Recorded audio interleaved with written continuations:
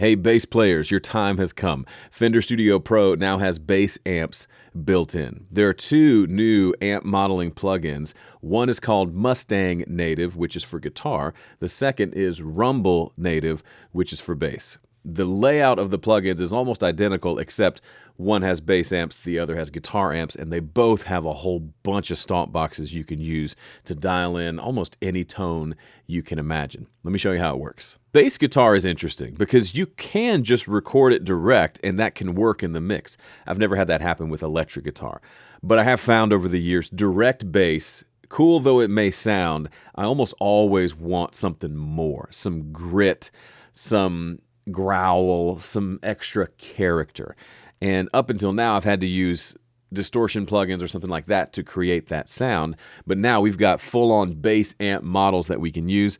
It's delightful. Let me show you how I'll set things up. My bass is plugged directly into the instrument input on my Quantum HD2 interface, and that is feeding this channel here. And I've got the Rumble Native plugin pulled up. We'll talk more about that here in just a second. I'm going to record enable this track and see if we can hear everything okay. Okay, that's not good. There is latency. What's going on? I mentioned this in the guitar video, but I want to mention it here for bass players as well. That latency is a normal function of software. It just takes time for the sound to go through the software and come back to your ears. There's an easy fix. Fender Studio Pro makes it really easy. If you look here in the mixer on the main output, there's a button right here. It looks like a D. It stands for Enable Direct Monitoring.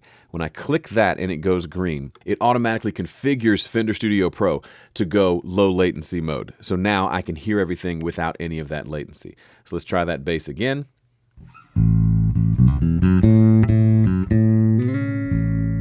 Yay, I can hear the bass just fine. Now we can just dial in tone and get to work. And the cool thing is, what gets recorded will be just the direct bass sound, but we'll hear it through the amp. So if we make terrible amp decisions during the recording session, we can always undo and change those later, which is delightful. Now, when you first open Rumble Native, it'll look something like this. You'll have an amp, and then a lot of the presets have a reverb there, which I find fascinating. I've never craved reverb on my bass. Maybe I'm missing out. The first thing you'll want to do is check out the tuner. Tuner's delightful. You can have it mute your sound or not. It's just a big old helpful tuner for making sure this big sucker is perfectly in tune.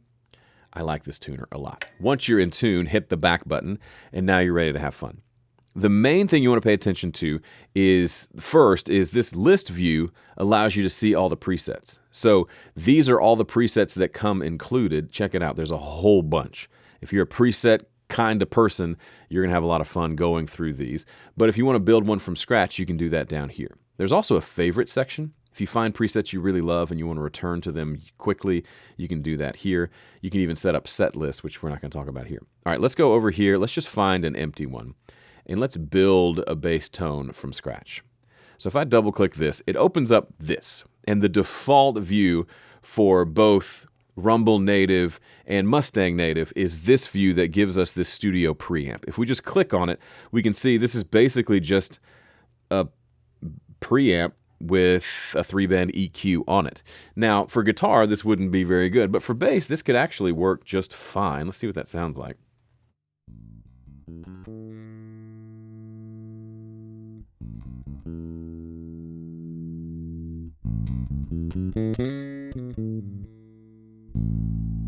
It's a little bit on the quiet side, but that can work.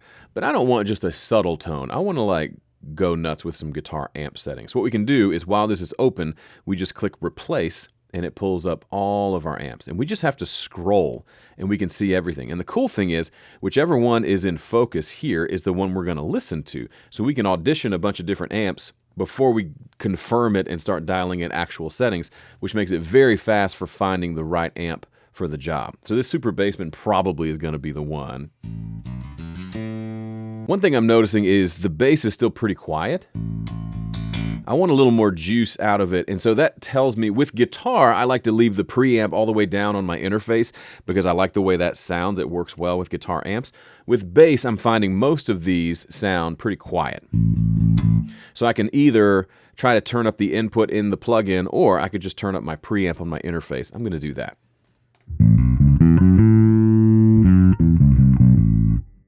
Yeah, that sounds a lot better. I'm able to hear the tones and not just guessing in the dark. So now we can click through.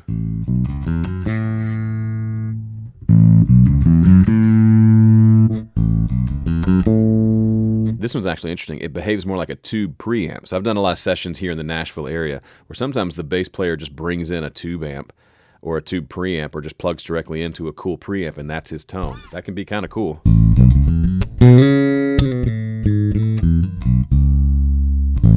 That could work. I want to go with a real amp though, because the song I've got pulled up has some grit to it. We could check out like a Fender Bassman.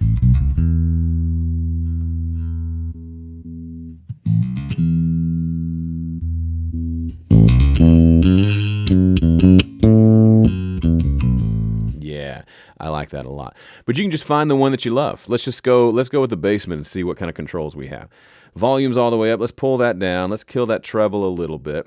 Let's kill that presence a little bit. Maybe a little more gain. See what that sounds like.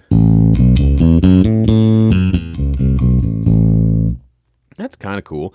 I need a little less of the highs and maybe mids. Probably a little less gain, a little less volume, a little more bass.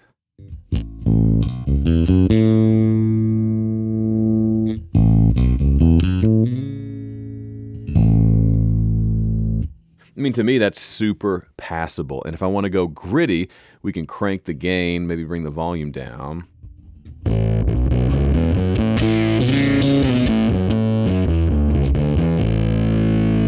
I mean, that's just gross and way too much. But what's fun is I could record the whole song with that tone.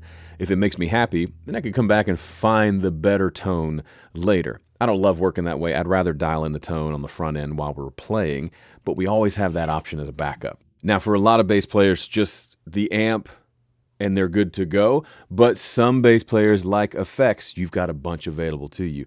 Click this Add Block button, and it says, where do you want to add it? Right now, there's only two options, before the amp or after the amp. Let's check before. And now we have all kinds of options. This modern bass overdrive, for example, is just redonkulous.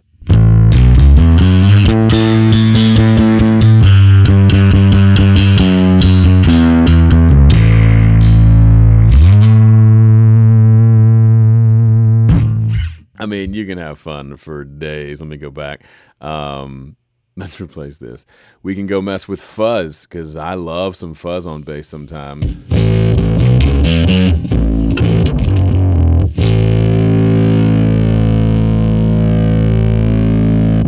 Just gross and disgusting and also kind of amazing. So as you can see, it's all the same plugins you could put on your guitar using Mustang, with a couple of differences, namely being this big modern bass overdrive. Or if you just want to go direct and you don't want any amp, you could bypass the amp. Now we're not hearing the amp, and you could just add your favorite pedal of choice, like if you want to add your favorite compressor, for example, or this sustainer, you can have that going and then not have any of the amp tone, and that could be your tone as well. The possibilities are endless, but you can have a whole lot of fun with Rumble. Let me show you a track that I recorded. If you saw the video that I did for the Mustang, I recorded some guitars for this song. You can see those here. And then this is me adding the bass for that song as well. It all came together pretty nicely. Here's what that sounds like.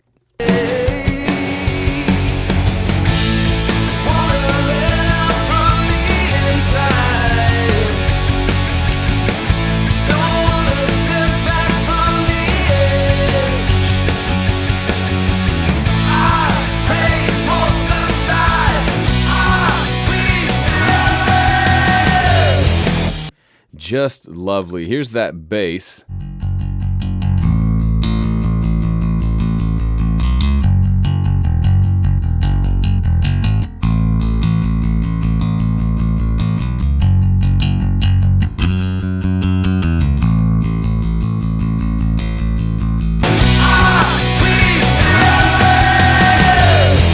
However you've been recording bass in the past, if you love it, continue with it. But if you're looking to shake things up, or you're looking for a place to just find some different tones for your existing bass tracks, look no further than the Rumble Native plugin. Do yourself a favor, spend an afternoon playing around with it, and I'm guarantee you're going to find some stuff that you love that you want to add to your arsenal of tools. Thanks so much for watching. My name is Joe Gilder. I'll see you in the next one.